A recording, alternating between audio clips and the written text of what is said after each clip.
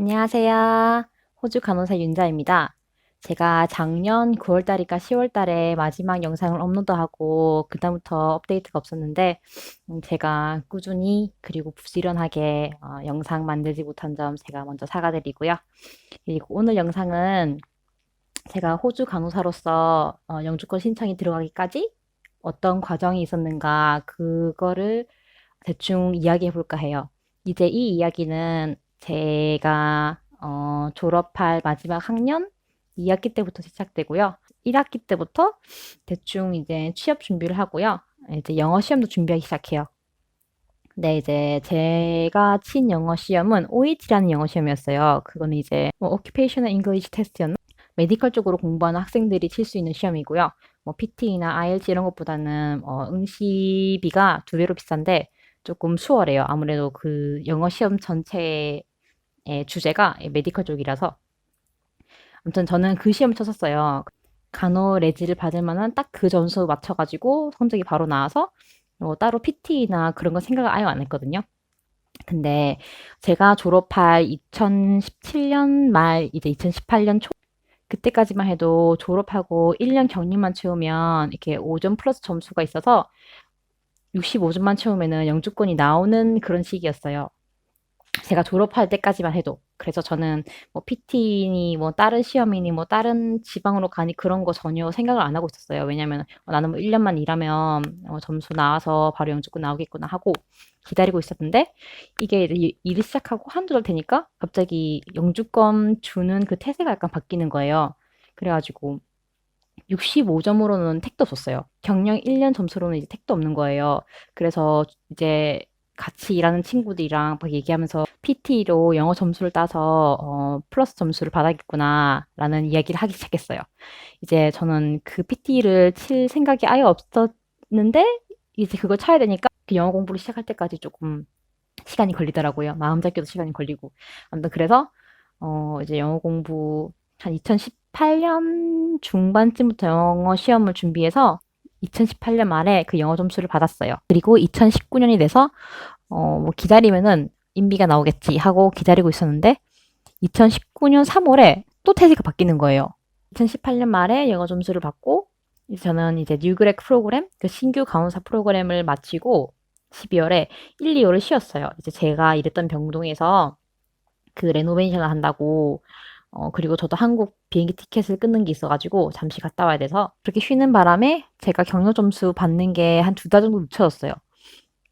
그래서 그때 이 3월 말쯤에 제가 75점이 됐어요. 그런데 3월 11일까지 75점을 만든 사람은 3월 달 라운드에 인비테이션을 받고 그다음부터는 쭉 안 나왔어요. 한 달 레노베이션 한다고 쉰다고 하지 말걸. 나 죽어도 일한다 할걸. 그때 한국인 티켓을 취소할걸. 그러면 나는 2달 경력 점수를 일찍 받아서 그때 인비테이션을 받을 수 있었을 텐데 하고 좀 후회를 많이 했어요. 근데 이미 일어난 일을 어떻게 하겠어요. 그래서 저는 딱 기다리고 있었는데 뭐 3월 그 이후로부터는 75점으로 택도 없더라고요. 제가 저번 영상에서 말씀드렸던 491 비자를 좀 노리고 있었어요. 그래서 그거 알아보면서 이제 그거에 대한 확실한 발표는 11월 달에 나온다고 해가지고 11월 달에 기다리고 있었거든요. 근데 그 비자들이 이제 주마다 다 컨디션이 달라요. 근데 제가 어플라이 할 수 있는 주는 아무것도 없는 거예요. 일단 NSW는 NSW 지방에 있어야 됐었는데 그 뉴캐슬이나 이런데 저는 일단 NSW 도시에 있었고 그리고 다른 지방들도 대부분 보면은 기본 컨디션이 이미 거기서 몇 개월 일했거나 몇 개월 살았거나 이런 거예요. 아무튼 491은 제가 어떻게 할 수가 없었어요. 이민성에서 그냥 사람들을 지방으로 가면은 뭐 비자 받기 쉽게 해주겠다라는 이런 취지로 만든 비자라서 조금 기대를 했었는데 그리고 19년 11월 달에 싱글 점수 제도라는 새로운 점수 제도가 나왔어요. 그래서 뭐 싱글이니까 10점 받고 그래서 85점이었거든요. 그런데 85점으로는 안 되겠더라고요. 이 태세를 보니까 90점. 이제 189, 190, 90점으로 최소 논프로라타로. 그래서 마지막 옵션인 CCL. CCL 따는 거 말고는 제가 더 이상 할 수 있는 게 없었어요. 한 한두 달 빡시게 준비했나? 그때 온라인으로 이제 스터디 만들어가지고 12월 달에 CCL을 쳤어요. 제가 12월 2일 날 CCL을 캔버라가 쳤거든요. 이번 년 1월 달에 산불이 되게 크게 났잖아요, 호주에. 그래서 캔버라에도 영향이 되게 크게 가서 캔버라 일하는 사람들이 한 1, 2주 동안 일을 못하고 뭐 쉬었던 그런 기간이 있어요. 그것 때문인지 다른 이유가 있어서인지는 모르겠지만 멜번이나 다른 지역에서 시험 쳤던 분들은 뭐 1, 2주 만에 바로 결과 나왔거든요. 근데 캔버라는 2달이 걸렸어요. 저는 조금 결국 제 EOI의 점수 업데이트하는 그 날짜가 늦어지는 거잖아요. 날짜가 늦어지면 늦어질수록 안 좋은 거거든요. 그만큼 선착순에서 밀리고 순위에서 밀린다는 거니까요. 그런 도시에서 쳤던 분들은 다 점수가 빨리 나와서 빨리 업데이트해서 3월 달에 받았어요. 근데 저는 1월 말에 이제 거의 2달이 걸려서 점수가 나와가지고 그때 업데이트 했는데 2, 3월 달은 솔직히 기대를 안 했어요. 그 기대를 안 하고 이제 제 졸업 비자는 2월 초에 끝나고 멀쩡히 잘 다니던 직장 2곳을 다 리자인하고 한국 갔다가 관광 비자로 돌아왔어요. 3월 달에 관광 비자로 들어와서 5월 말까지밖에 호주에 세류할 수가 없었거든요. 관광 비자는 3개월이니까 90일이라는 사람도 있고 3개월이라는 사람도 있고. 그래서 이거 5월 말이랑 6월 초에 영주권이 해결이 안 되면 이거 관광 비자를 6개월 더 늘려야 되나? 그러면은 6개월 동안 일을 더 못해요. 거의 1년을 못하게 되는 거죠. 그래서 고민을 좀 많이 하고 있었는데 4월 말쯤이었나? 저는 그냥 서핑 가면서 이제 레귤러 메일 체크를 하고 있었는데 갑자기 메일에 190 노미네이션 이게 딱 뜬 거예요. NSW 주정부에서 저한테 영주권을 주겠다. 이제 신청해라 라는 말이 나온 거죠. NSW 주정부에서 이제 너한테 영주권을 주겠다 하고 연락이 온 거죠. 이제 그런 연락을 받으면 노미 신청 서류 준비해가지고 신청 넣고 이제 거기서 주정부에서 마지막으로 컨펌하고 그래 이제 너에게 인비를 줄게 이제 영주권 신청해 이렇게 하는 거죠. 190은 그냥 189 EY 넣으실 때 그 틱하는 칸이 있거든요. 189 틱하고 190 틱하고 그 다음에 만약에 지방 가실 생각이 있으신 분들은 491도 틱하고 그렇게 제출해서 기다리는 거예요. 190은 보통 메일로 먼저 연락이 와요. 그렇게. 저도 그렇게 190 연락을 받고 이제 법무사님한테 연락해서 같이 서류 준비하고 노미 신청 넣고 노미 오케이 받고 이제 어제 5월 15일 날 영주권 신청이 들어갔습니다. 영주권 신청이 들어간 그날 바로 메디케어의 혜택을 보실 수 있다고 해요. 유니 다니면서 저 일이 생겨서 학교를 1년 휴학했었거든요.